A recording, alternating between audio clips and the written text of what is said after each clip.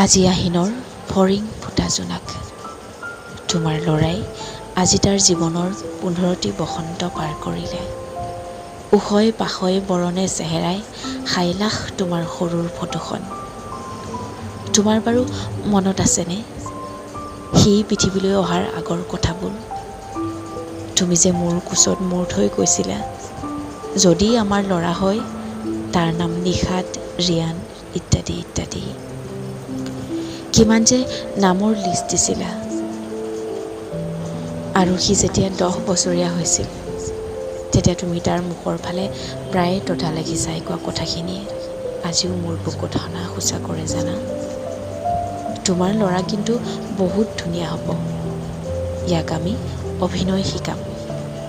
আৰু যে কত কি কল্পনা কৰিছিলা।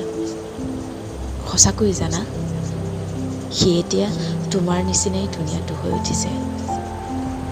পাৰ্থক্য কি জানা তাৰ আৰু তোমাৰ মাজত?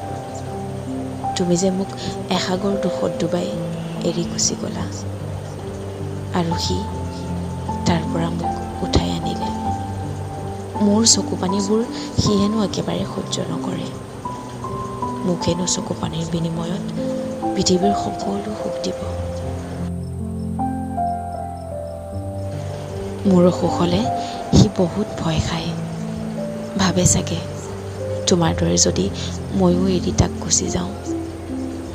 সেইবাবেই চাগে প্ৰতিটো মুহূৰ্ততেই সি মোৰ গাৰ ছাঁটো হৈয়ে থাকে। ফুটবল তাৰ বৰ প্ৰিয় জানা। সি হেনো এদিন ফুটবল খেলুৱৈ হ'ব, আৰু মোক হেনো সি দেশে বিদেশে ঘূৰাই লৈ ফুৰাব। কত যে সপোন তাৰ মোক লৈ।